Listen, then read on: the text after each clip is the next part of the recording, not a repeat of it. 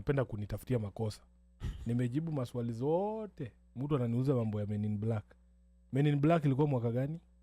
Men in Black. No, which year was it? It was I think before the 2000. Was it before the 2017 election? No. It was before 2013. Yes. It was before the 2013 election. But then it was not before it was a party after. election in 2014. Yeah. That is 10 years ago. Kasarani. But That remember, is 10 years ago, and still today people want to use that to define ODM. But remember, do you know where I was in 2014? But remember, No, do you know where I was in 2014? So 2014, I was not the SG of ODM. You are in not the SG of 2014. ODM. I am the SG of ODM in 2014. How many Yes. elections have we run since then? but then When was the last time you saw Men in Black? Muniwache bwana. ngoja kidogo. Muniwache bwana. Hapana. Kama mmekosa kunitafutia makosa sasa. Ngoja senator kidogo. Hakuna bwana. Hii juzi hawezi kuniambia nijibu mambo ya 2014. Hii juzi kukiwa na meeting ya ile ya Azimio pale kwa tent. There was a Mimi niambie semblance. meeting ya ODM. I am as SG of ODM. I'm not the SG of Azimio. Okay, fair Bana, enough. wacheni bwana. Fair enough. Wacheni kama mtu ana makosa, Fair enough. kubali tu ana makosa. Na tusonge mbele. Lakini unajua Unaniuliza mpaka vitu za 1982. Mimi nilizaliwa 1982. unajua sasa wacheni hapa bwana. the People's Kamkunji kuna watu wa kutoka kila pali, wa kutoka ile kona. Lakini na ile tuagree kona kitu ingine. moja. Yeah. Tuagree kitu moja. Yeah. Mimi naomba yani tukue watu wenye tunakuwa na righteous anger. Ukasirikie mtu juu ya kitu ya ukweli. Yeah. So what we need is because I know Kenya has a lot of talent. I want to encourage people to be bold. When you're calling for me to be bold, you yourself show boldness. Let us have people running for office who can also say those things. You know, I am very proud with some of the young people who have very bravely, because there is no room for cowardice in these things. When people were being afraid to come to media to say what they want as young people, it is people like Caswell who came out and said, me, I will say, I like people who put their names on things. Hapana tu hapo Twitter tu uko hapo una run pseudo account, kazi yako ni kusema tu umbwa jidishi umbwa jidishi. Okay. But when you are called upon and said, come out now, let us build this country together that we want to see, we need critical mass. You're not going to do it alone, but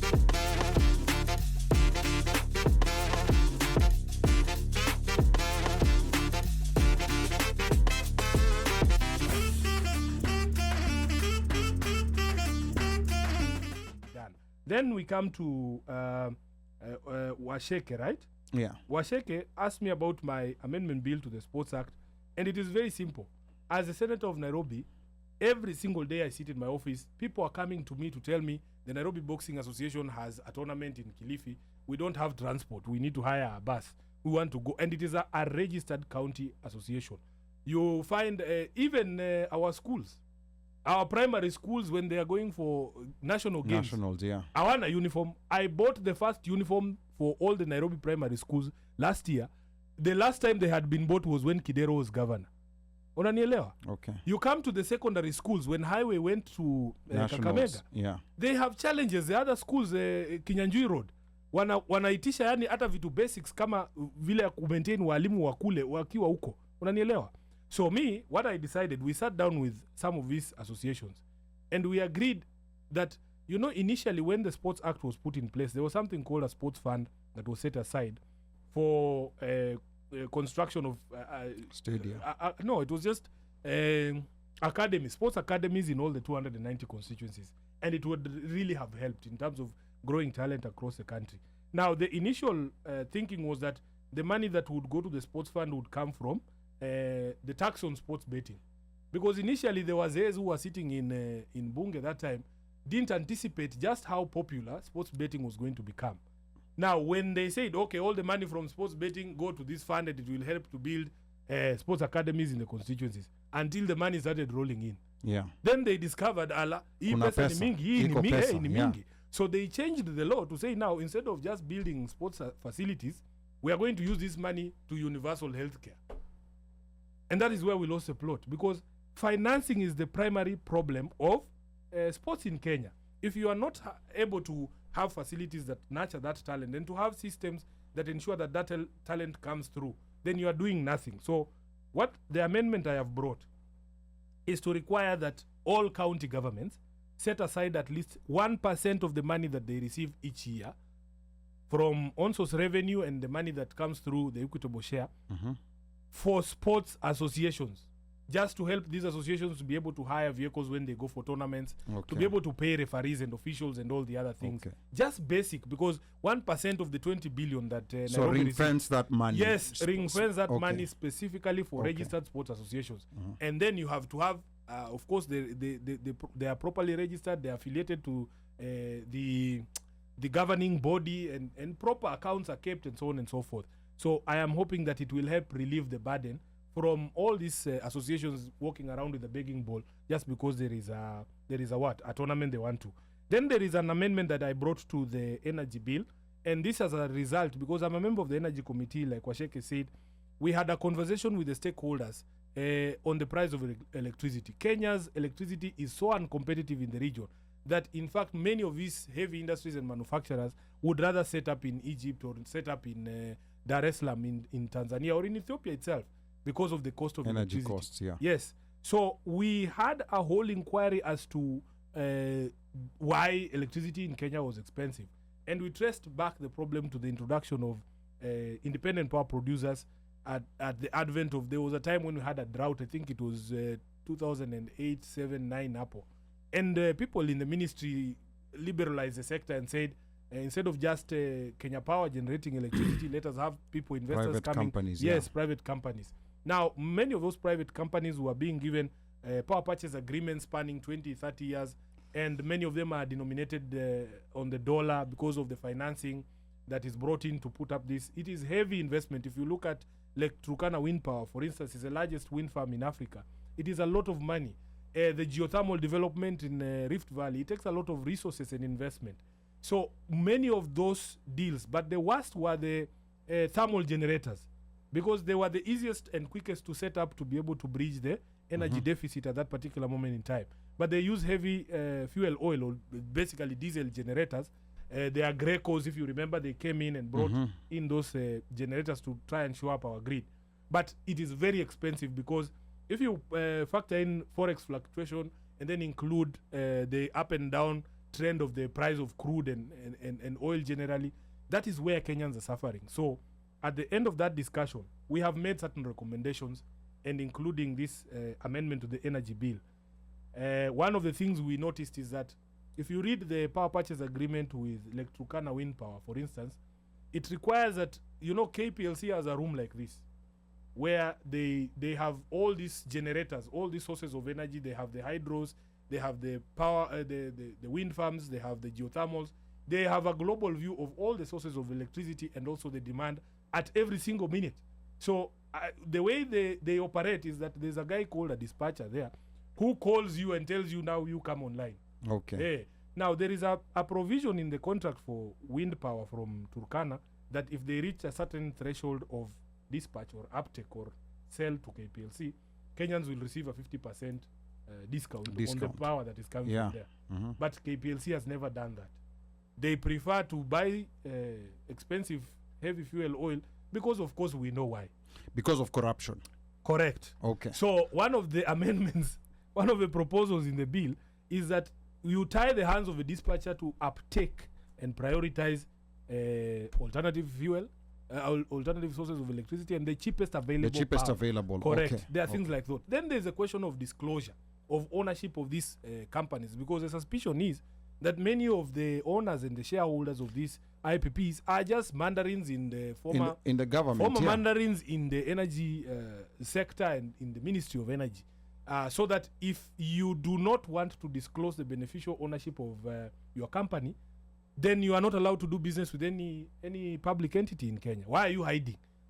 So there are amendments such as those, and then to require a register of all these power producers and what we have signed up to. Because do you know, there are people holding power purchase agreements that they are being paid, and nobody knows where they are, nobody knows what they do, what their contribution to the national grid is. Yeah. So there is a requirement for, just like in the national debt conversation, we need to be able to know where we are with all these power purchase agreements and who's playing in the industry. Because there's something called a capacity charge.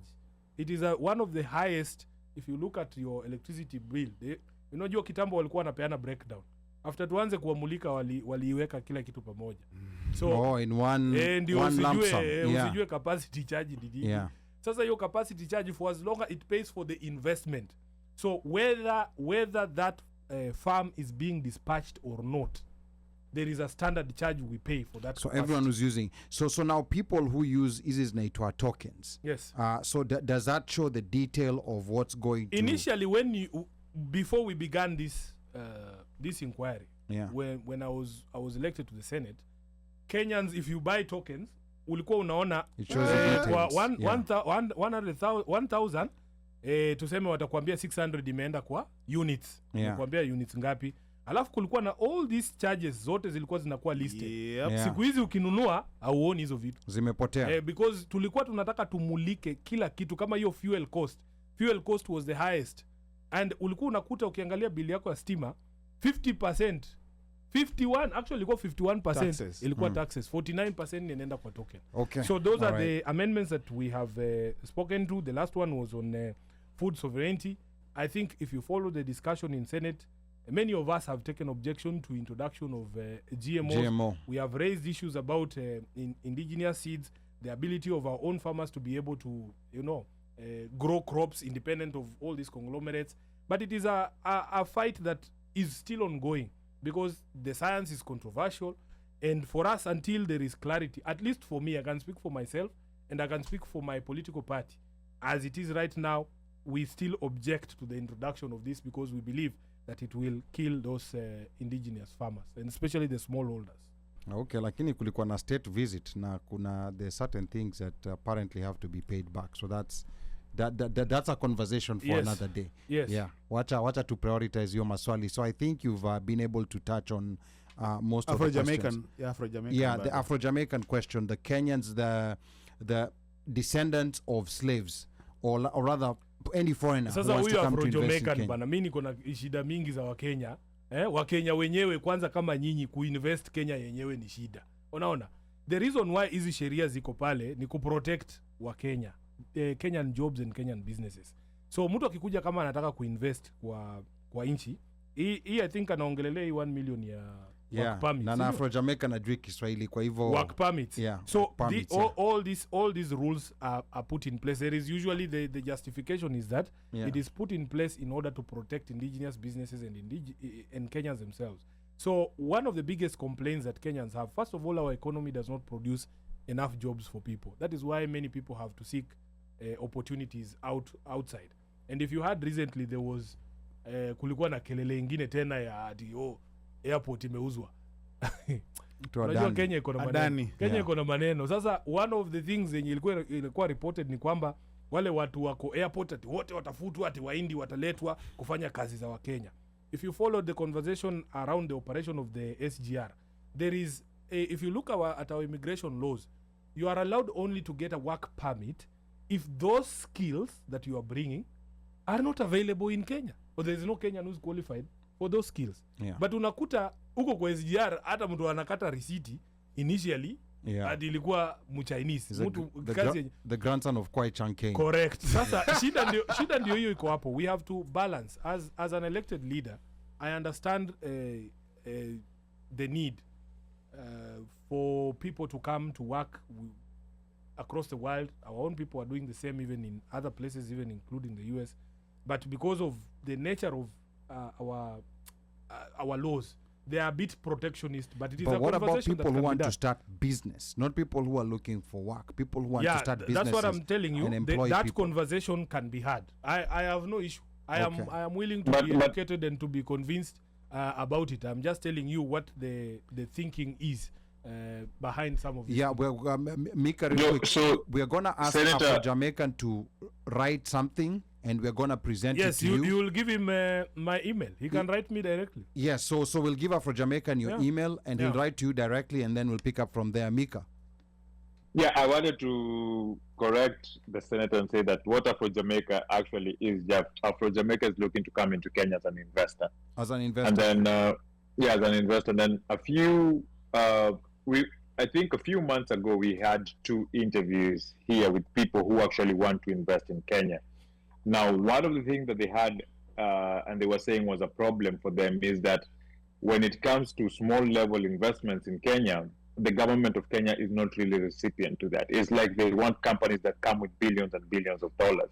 So that is, I guess, what Afro Jamaica is asking is, how do you allow for simple, like mid-level, middle earners to come in? And I might not be able to open a Kakuzi factory or to open a KCC, but I can open a restaurant that hires around 20 to 50 people.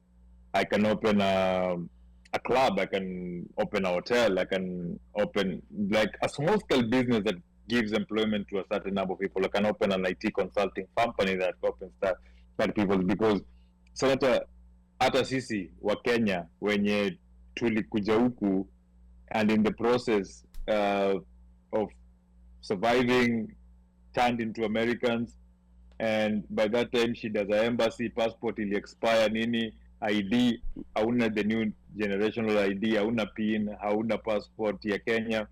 So you go back to Kenya as an American. When you try to do something, when you try to invest something, you find it quite difficult for you, so unatitiwa kama mtu mgeni. So yeah, so I apologize for the confusion, because I had Afro Jamaica saying that for black people who are removed from Africa and settled in Jamaica, who are looking back to come back to the continent, so that is not setting up a business.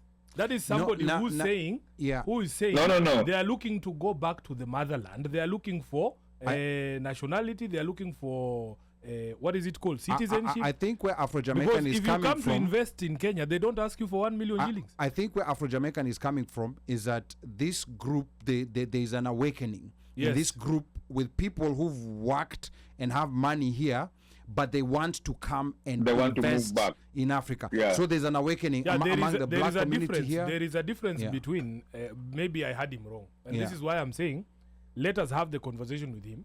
I will leave my email here with you. If he's ever in Nairobi, because I don't know why anyone would ask you for money to invest in their country. Oh, trust me. If the ones that I know who are required to pay...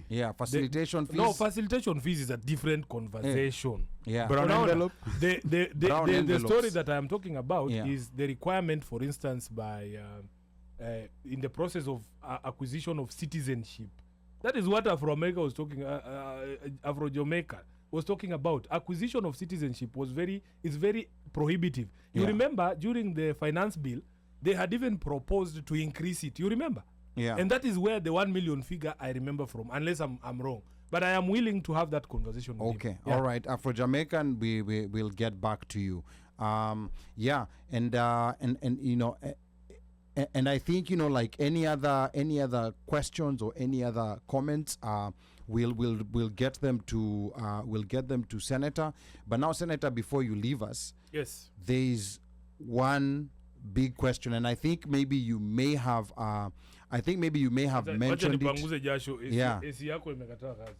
Ni AC imekataa kazi ama ni wa Kenya mko na AC kweli? Ama ni wa Kenya ndo wamekukata jasho hapo wa Kenya wa diaspora. Hapana, tumezoea. Anyway, so the big question is, a lot of people want to know, and I have my own personal opinion that I'm not going to taint your memory, your brain with first, is people want to know what next for Senator Sifuna.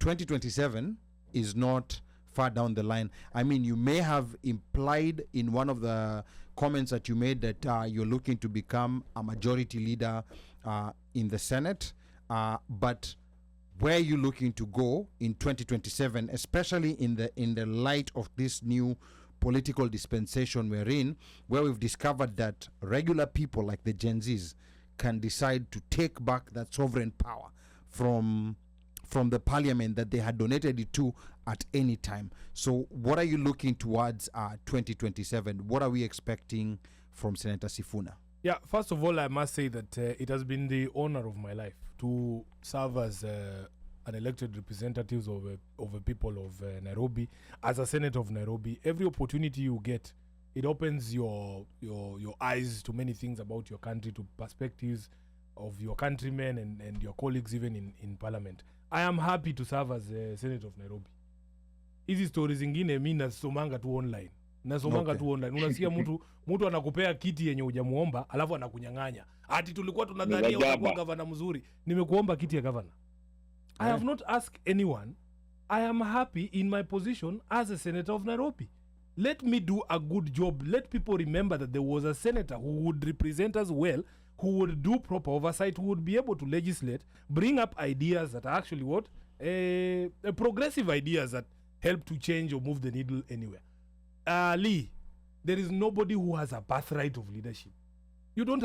This is a favor that Kenyans have done to give you opportunity to serve. It is not something unaweza sema ati unakatalia. Unakatalia kwani ni yako. Venye wewe mwenyewe umesema rightly. And they have demonstrated it at any particular, as you've said during these past few months, they can take back that sovereignty. I am more than grateful to serve as a senator of Nairobi. In 2027, I will be running to retain my seat as senator of Nairobi. Okay. And I want to come back as a Senate majority leader because I have seen that I am outnumbered in the Senate right now. The things that I would have wanted to do, I cannot do all of them because I am outnumbered.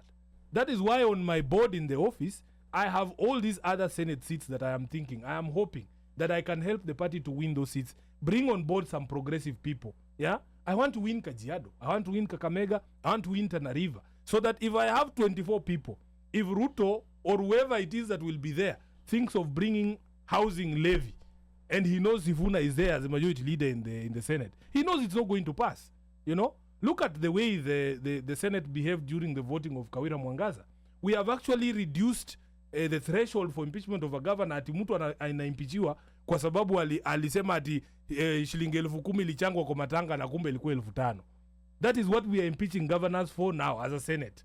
And when I sit there and I look at some of my colleagues, you know, we need to do something. We need to do something. We need to have progressive leaders, people who actually will live true to the oath of office, because all of us swore to uphold the Constitution. How can you be violating a document you swore to uphold? So I am more than happy to be a senator. I am more than happy to represent the people of Nairobi. The day that they feel that I am no longer representing them, this is their seat. This is their seat. They will take it away and give it somebody else. If somebody else can do a better job than Sifuna, why would you insist on being there? Okay. Yeah. Now, the reason why I asked this question is, I mean, especially before the members were in the leadership of ODM joined the broad-based coalition, you know, and with maybe the kind of leadership that you showed during the debates with the finance bill, and you were out there, you know, like defending the people in what people were saying against the finance bill. And then of course also what Mika mentioned, you know, like people saw you come out, you know, like when those snipers were out there, when those police or, you know, some people even in plain clothes who were shooting at the protesters, you know, like you were seen coming out and trying to be in defense of the protesters, and at that particular time and even up to now, people still feel like there's a very big power vacuum in Kenya, not in as far as we don't have leaders, but in as far as we don't have the leaders that we want. Yeah. The kind of things that Gen Zs were describing, like follow the Constitution, this is what we're looking for. We don't have those kinds of leaders. So your name was popping up in certain spaces, you know, like on being one of the persons who maybe can fill that gap. But then, of course, things turned the other way when now you had to defend your party when your party was under attack because of what had happened. This is my personal feeling, and this is because also having seen what happened in the 90s and how Baba, because a lot of people also don't understand Baba's history. He wasn't handpicked by his father. In fact, his father had handpicked other people, you know, like outside. His lieutenants were Orengo, Muite, the other people. So Baba had to create his own space by resigning as a member of parliament, Langata. I think it's the first time, you know, like at least in my lifetime, it's the first time I saw a member of parliament resigning from his party that sponsored him to parliament and being elected in a different party. Now, I am not necessarily telling you to do that, Sifuna. I am just voicing what people are saying. And this is, I support your point. and this is in So as far Ali, as Ali, in the interest of time, I'll give you a very. this is in as far I'll as give you filling out a gap. I understand what you're saying. Yeah. I do not control people's perceptions of me or even the prayers and the dreams you have for me or the wishes and desires that you have for me. I will remain who I am. I don't do any of the things I do so that I appear like a presidential candidate. I did not go out there to tell those people. It just comes to you because as a human being, it is something that if you are in that circumstance, I believe even you would have done the same thing. That does not make anyone special, you know. What we are saying is this. In the fullness of time, everybody has their journey. You're not going to mirror your journey on Raila's journey or on any other leader's journey because we are all different. Everybody has their own journey. If you had asked Kamala Harris three months ago if she was if she knew she was going to be the presidential candidate for the Democrats, of course she did not know. You know? It came upon her. Of course her. she did not know. What is required is I don't know how I can express this. Unisaidie bana labda ama niseme na Kiluya. I appreciate all of those people who see you in certain light and who think that you have that potential. I don't begrudge them. But I'm saying you cannot force journeys. You can also not, they say God's time is the best time. Maybe it will come. Maybe it will not come. But what I'm saying is we have to grow leaders. We have to grow leaders who actually appreciate that we cannot continue the way that we are continuing. And the reason why I have those names on the board, I understand one thing, Ali. You cannot be a lone voice and succeed. It is very easy to snuff out one candle. Yeah. My friend, you need floodlights in Kenya.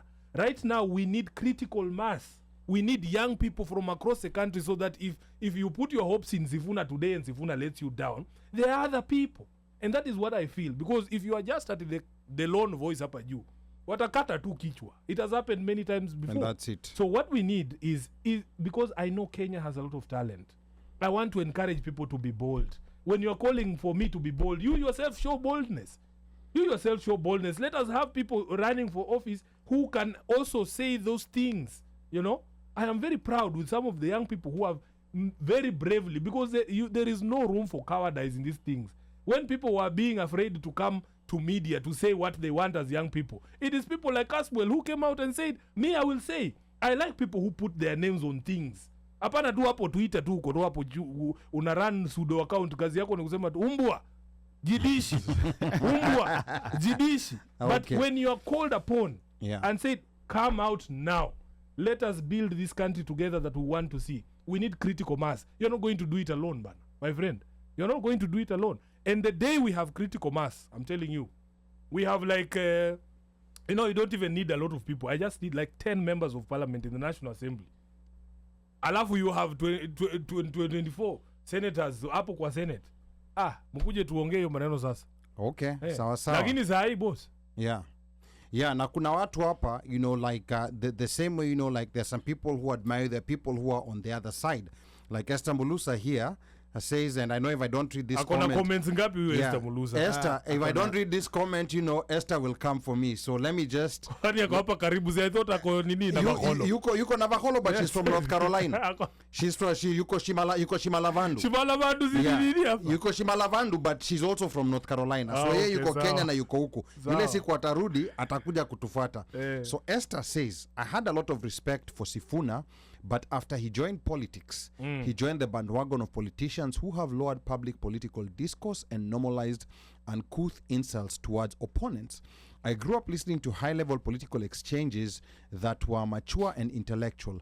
The language used by Babu Owino, Millie Odhiambo, Hassan Joho, etc. is deplorable and should not, I think she meant should not be elevated. We should also use honorable civil language on public forums.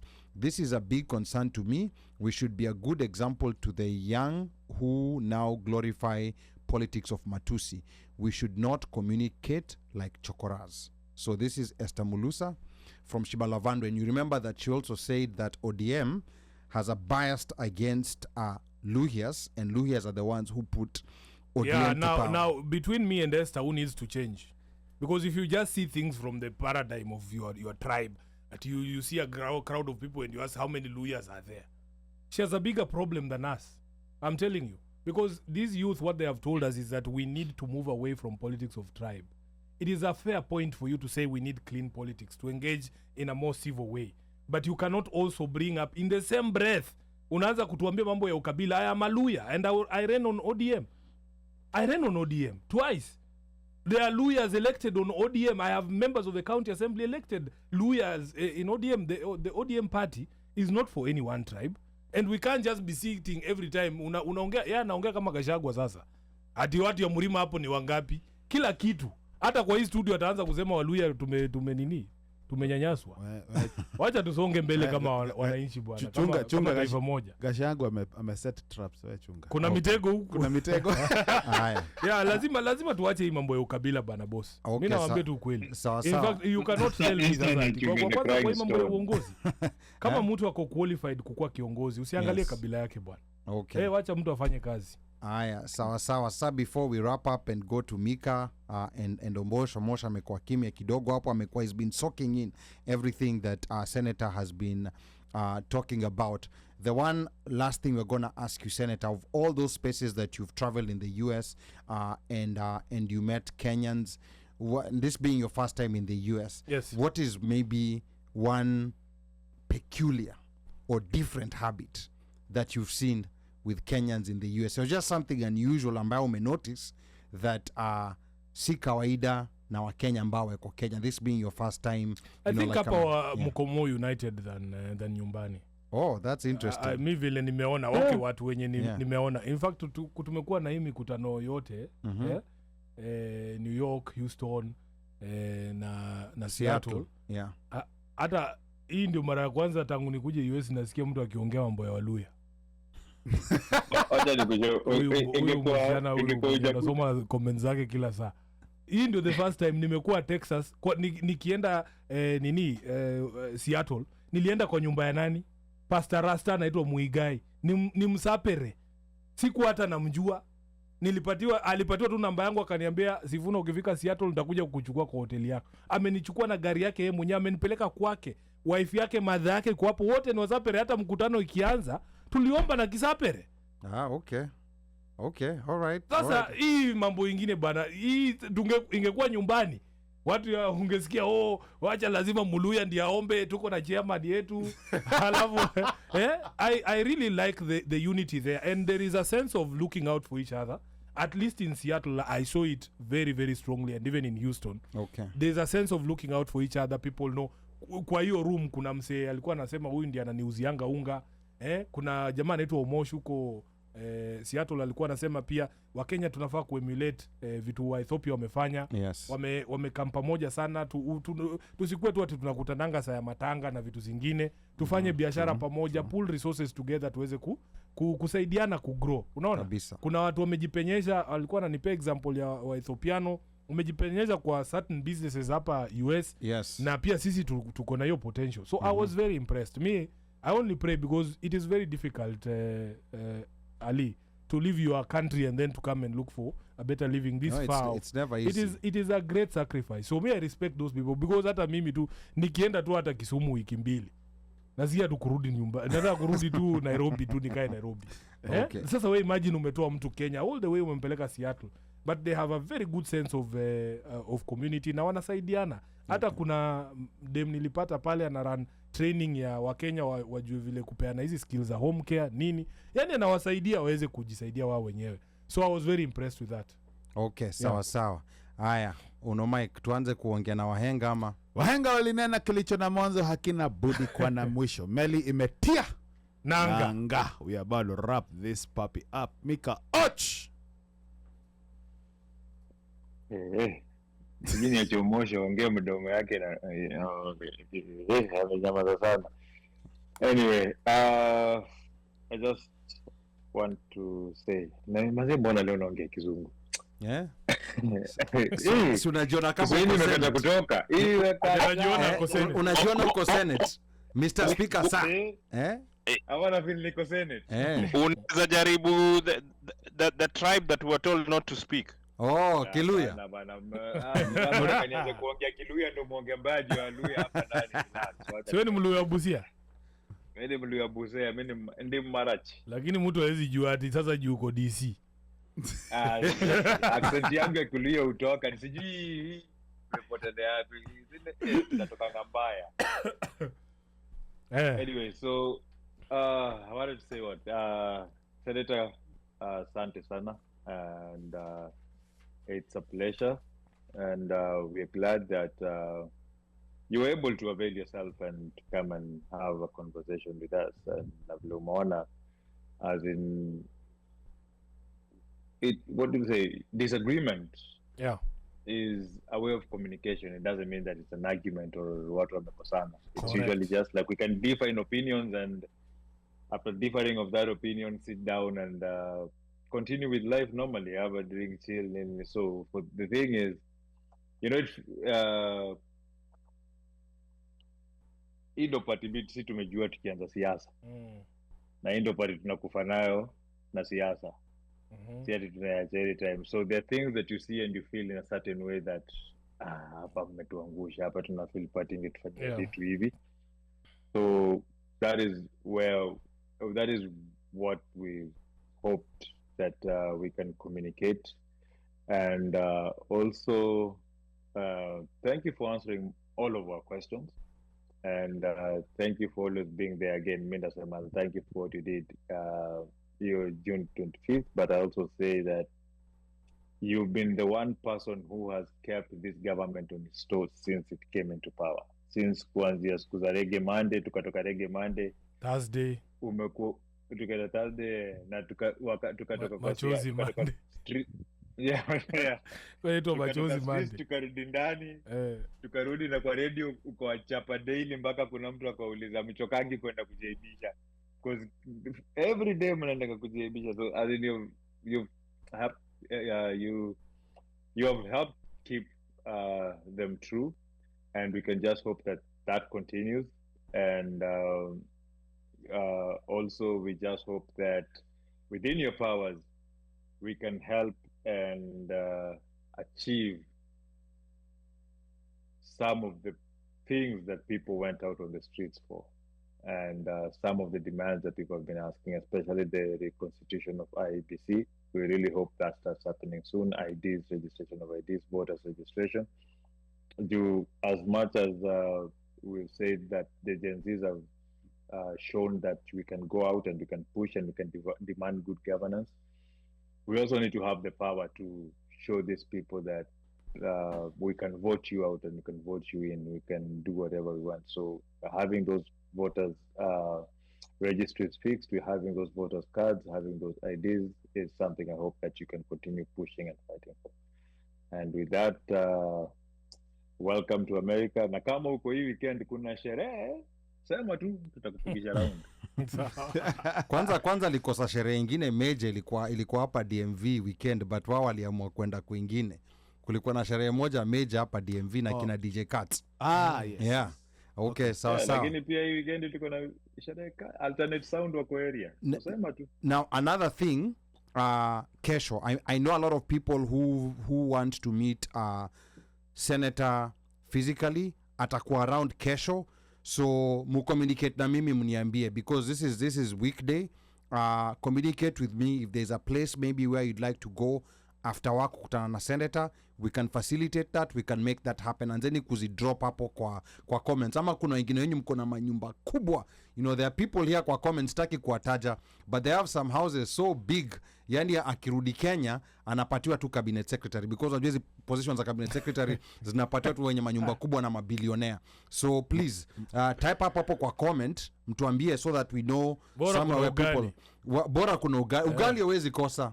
Ugali hawezi kosa. Yeah. Kuna mtu mmoja hapa lakini sitamtaja. Yeah, ugali hawezi kosa, but hiyo hapo tutapanga. Charlie Brown, Timberlands. Hapana, achana story ya Charlie Brown. Hatuwezi peleka Senator Charlie Brown. But thank you. Kuna base nilienda inaitwa Mwanikis boss. Ukiona no, I know Mwanikis Houston. Najua Mwanikis. Kwamba matumbo nyama Charlie Brown. Sawa, lakini sasa watu wa Charlie Brown walete critical mass. Ile senator alikuwa anaongea kama kuna critical mass sema. Wanaanza siasa pengine. Okay. Sawa. Yeah. Okay, sawa. DJ Moshfire. Kuna watu wanasema hapa ulibaki kuwa mpenzi mtazamaji. DJ Moshfire. Wow. People. Hey, Anyway, asante sana Senator. Inaonekana hiyo t-shirt yangu utaleta size yangu, I will inbox you. Nishaiona. Na pia hiyo email yako uache juu kuna maswali zingine tuko nazo tungetaka kukutumia, alafu pia we uone ukirudi home unajua unaenda kwa hao wasee unawasambazia, unaambia mazee nilikuwa na wasee kule diaspora na hii committee ya pesa wanaona tufanye hivi ama ni hivi. But with that said, we really appreciate the fact that you are able to honor the commitment of coming through, even though kulikuwa na itilafu kidogo initially, but you were able to come through. For a second there, we thought it may not happen, but surely you kept your word. So for that, we really appreciate. We also appreciate the service that you're doing. Tunaona unajitate hapo kiasi. And we hope and pray that you continue. Najua the Sifuna roots zinatoka mbali sana. Ule jama unakaa naye who used to part his hair in the middle. Rest in peace. Lakini najua yes. And those are the people who opened the path for us. So kuna wale hawaelewi ama hawajui. And I just thought I would mention that because some people, are wondering who is this Sifuna guy and where does it come from? There's deeper roots to just seeing the guy we see sitting in front of us. So I say thank you. And tafadhali, when you go back, watu wasifikirie wase wa diaspora tu ni wase wa pesa na kusiji investing, don't show up like we were told, just keep throwing money and don't show up because we are Kenyans and we need services and facilities here in the diaspora that are available for us to get our passports, IDs, and all other sorts of documents. So we can invest because easy stories are invest. Siwezi invest kwa ploti ambayo siziona. So with that said, I will give back to my people in the studio. Ali, have at it. Okay, thank you so much, Omosh. And before we let Senator here have the last word, easy comments, easy maswali haziwachi kuja. So I'll just read, like a few comments here. A senator goes out, he will answer these questions.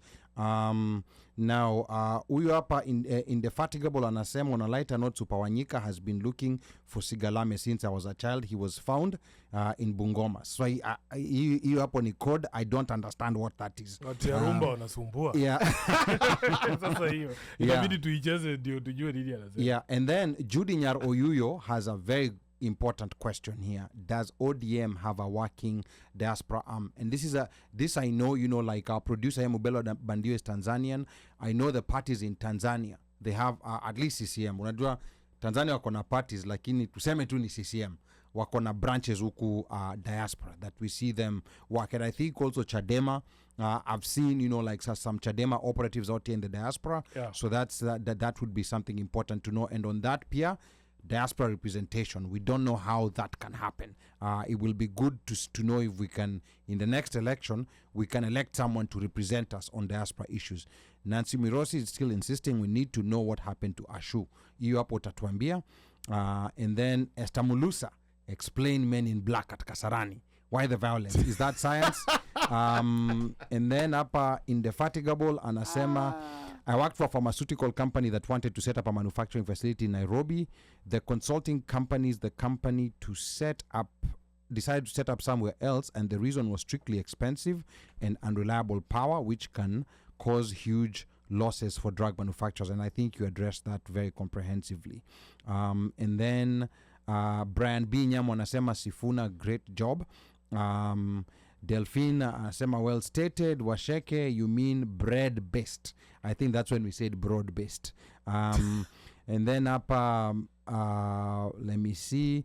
Adhiambo alikuwa namwambia Esther should come down, Esther should come down, Kindiki deserves Sifuna's wrath. And then hapa Delphine alikuwa anauliza pia, for the young people in mashinani, is it possible to one day to get free internet to hustle, especially those who trade forex daily as a hustle? Is there a time internet itakuwa affordable mashinani? Is Kenya capable of providing internet everywhere? And then let me see hapa. Let's take those because let's take those here because time imeenda. 10 o'clock and sawa. we also have an engagement tomorrow. Okay. So let's sure take those. The questions will be there. Let me just finalize by saying that I appreciate you giving me an opportunity to speak to Kenyans in the diaspora. I appreciate the support, all the kind words, all the encouragement, all the good thoughts and the good dreams that people are expressing over me or for me. And I want to thank people here who have helped me even to put together some of these visits. Like Albert Musasia, Laban Opande, he opened up his restaurant in Houston for me, inaitwa Sugars. Okay. Nakaa place sherehe inaweza noga pia watu wanaweza anguka nayo. Of course, Mwigai, Pastor Rasta, Okay. alinikaribisha kwa nyumba yake kule Seattle. Lao watu siku ati nawajua, but they have embraced me as a brother, as a Kenyan, and I feel very honored that they were able to accommodate me. Kuna jamaa anaitwa Evans, alikuanga neighbor wa bro yangu Kongong. Bana sikujua huyu jamani, walisema anaitwa ni pharmaceutical engineer ama there's a term hapo. Okay. Jamaa alinipeleka lab yake yenye ana set up nice. Job kwake. One of the biggest labs I've ever seen. Wale mnakuaga na hizi mashida za kupimwa urine kila wiki, mnajijua? Wanatengeneza hizo vitu. Unaona vile ananiangalia. It was legalized in Maryland. Watu wakupeleka nini? Sio hiyo. Watu wakupimiwa bangi. Si bangi. Kila siku uko kwa daktari anakuambia leta sample ya mkojo. Unajijua? Okay. Sasa hiyo lab, it was very impressive, and it's Kenyans who are doing amazing things here, and I just want to say I was very honored. Wale watu wanauliza kama tutaendelea kufanya ile kazi ambayo tunafanya kama viongozi wa upinzani. Wewe ngoja uone, because mwingine alisema ati mwezi mzima hatujasikia. I've been here for almost 14 days now. So when I go back and Senate is also on recess, this work requires that eternal vigilance will be there, whether it is Mbadi haizi rudisha hiyo finance bill, hata yeye anajua mtu wa kwanza atakutana na yeye ni mimi.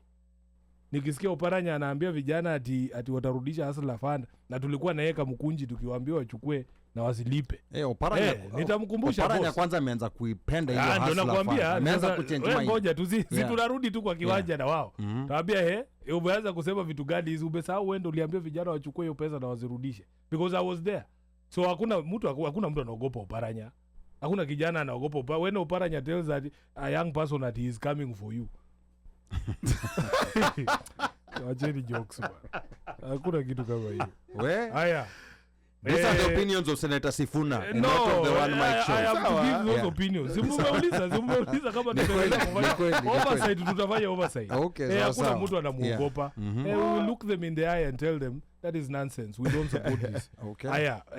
The question of sasa hii relationship, I really want us to start a journey together, because I will admit that as a politician myself, as a leader, that link between myself and members of the diaspora has not been there.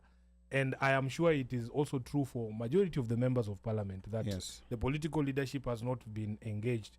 It doesn't make sense. If you look at the remittances, the money that you send back to Kenya, even if we were just to say 10% of that money should be used on diaspora affairs, kuhakikisha kwamba mko na workers ama wafanyikazi kwa hizo consulates, tuongeze consulates to make sure mnapata documents na services zile mnahitaji haraka. I don't think it would be asking too much. And I want to say that because tumeanza hii journey pamoja, I want you to try. There is magic that happens when you meet people. Now I have people that I can call and can call me directly from Seattle, because I also needed to build my own relationships. Unaona? So I am very happy that kama tumekutana sasa, I gave an undertaking in Seattle, and I want to repeat it here, that I am now available for the issues of the diaspora. And you will see ile ya kwanza tutaanza nayo, the state of the Kenyan consulars in America will be one of my first questions. We will bring Musalia Mudavadi there, and because our proceedings happen live, you will be able to see. And on that note, on the consular services, not to interrupt you, and I know they cannot tell you, I'm telling you this because I talk to them. They sometimes go for months without getting paid. So in all of those issues, when you tell us, then it becomes difficult for people to fool us as to the true state of the situation on the ground. So my biggest takeaway from this visit to the US is that I have been able to make genuine connections with people that I can trust to give me proper information about the state of affairs in affecting the Kenyan diaspora. And for me, because this is what I was elected to do and I have the platform, I'll be a champion for some of these things so that we see what changes we can make here and there. And I will always be honest with you people. If we set out on a journey together and niwaambie I encounter difficulties, I will share the difficulties I'm encountering. Okay. Many of those difficulties will manifest themselves in a way that even you will see mahali nimekwama. Unaona? So what we cannot do is not try. We will try our best, and I want to make that commitment here. Do we have a working diaspora arm in ODM? We have for a long time relied on a gentleman called John Maina. I'm sure you know him. Yes. And he has helped us to coordinate many of these activities. Maybe he needs a bigger team because the world is big, man. The world is big. Maybe we need a specific person for the different the regions. Yeah. And now that some of the people we have had conversations here, kina Mika, wanasema they are done with us. Sasa tutatoa wapi representatives wa nikitaka sasa kama tuseme saa hii niseme nataka tuanze kuset up ODM diaspora office, munipatie mtu ama watu wawili watatu wenye watanisaidia hiyo kazi, na watu wamejam. Mika is reflecting sentiment of on the ground. Unajua Mika mimi na si sote tumekuwa ODM.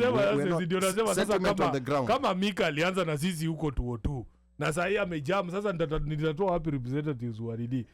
Tunafaa at some point tukae chini tusikizane ya kwamba yes, we understand why people are disappointed. There is work to be done. Okay. Even in fact in terms of explaining ourselves, you cannot do it alone as Sifuna.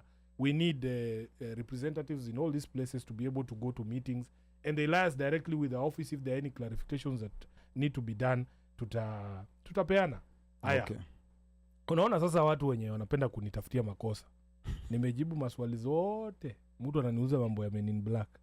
Men in Black ilikuwa mwaka gani?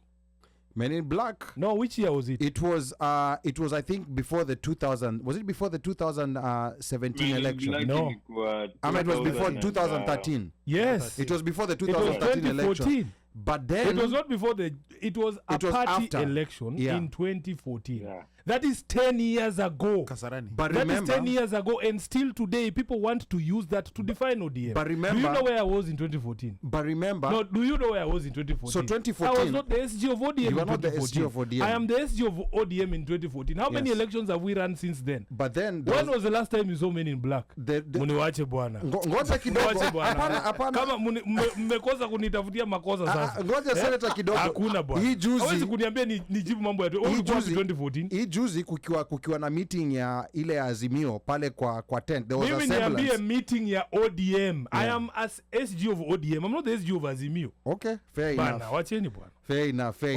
Kama mtu ana makosa, kubali tu ana makosa. Na tusonge mbele. Lakini unajua unaniuliza mpaka vitu za 1982, mimi nilizaliwa 1982. Unajua sasa hapa the people's Kamkunji kuna watu wa kutoka kila pali, wa kutoka ile kona. Lakini tuagree kitu moja. Tuagree kitu moja. Mimi naomba yani tukue watu wenye tunakuwa na righteous anger. Ukasirikie mtu juu ya kitu ya ukweli. Na we try to find out more information about things. Na wezi niuliza vitu father yangu alifanya. Na 2014 mimi nilikuwa wapi? Kwanza bado Esther bado anakuuliza, anasema swali lingine. Si swali, anakuambia umpatie namba yangu anasema I need to debate you. Mpatie namba yangu anipigie. Okay, sawa. Hatuwezi kaa hapa tuna nini tunajibu mtu mmoja bwana. Okay, sawa. Okay.